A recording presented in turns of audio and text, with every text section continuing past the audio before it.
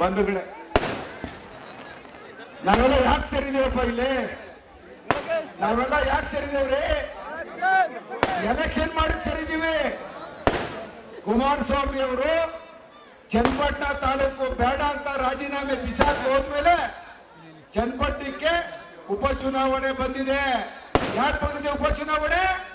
ಕುಮಾರಸ್ವಾಮಿ ಅವರು ರಾಜೀನಾಮೆ ಕೊಟ್ಟದ್ದು ಬಂದದೆ.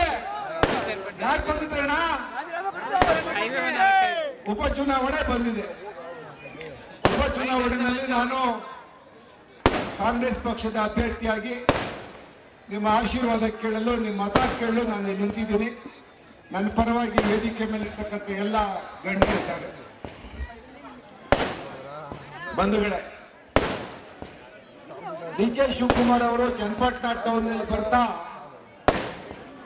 ಕೇಳಿದ್ರು, ಏನಯ್ಯ ನಿಮ್ ರೋಡ್ಗಳು ಹಿಂಗವಲ್ಲಪ್ಪ, ನಿಮ್ಮ ರೋಡ್ಗಳ ಸ್ಥಿತಿಗತಿಗಳು ಹಿಂಗಾದಲ್ಲ, ಯಾಕೆ ಯೋಗೇಶ್ವರ್? ಸರ್ ನಾನೇನ್ ಸರ್ ಮಾಡ್ಲಿ? 7 ವರ್ಷ 2 ಸಾರಿ ಕುಮಾರಸ್ವಾಮಿ ಸರ್ MLA ಆಗಿದ್ದರು, ನಾನು MLA ಆಗಿಲ್ಲ ಸರ್. ನಾನೀಗ ಕುಮಾರಸ್ವಾಮಿ ಅವರು ಹಿಂಗಿಟ್ಟಿದ್ದಾರೆ ಸರ್ ಚನ್ನಪಟ್ಟಣ ಟೌನ್ ಅಂತ ಕೇಳಿದೆ.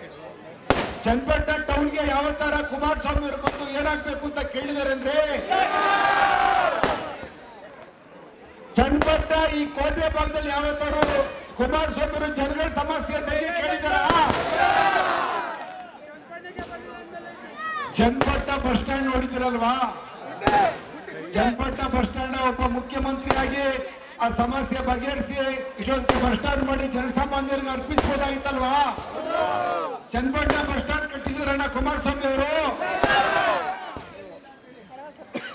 ಚನ್ನಪಟ್ಟಣಕ್ಕೆ ಒಂದು UGD ಇಲ್ಲ. ಚನ್ನಪಟ್ಟಣದ ನಮ್ಮ ಜನಸಾಮಾನ್ಯರ ಸ್ಥಿತಿಗತಿಗಳನ್ನ ಇವತ್ತು ಒಬ್ಬ ಜನಪ್ರತಿನಿಧಿಯಾಗಿ ಕುಮಾರಸ್ವಾಮಿ ಯಾವತ್ತೂ ಗಮನಿಸ್ತಿಲ್ಲ. ನಾನು MLA ಆಗಿದ್ದೆ ನಿಜ.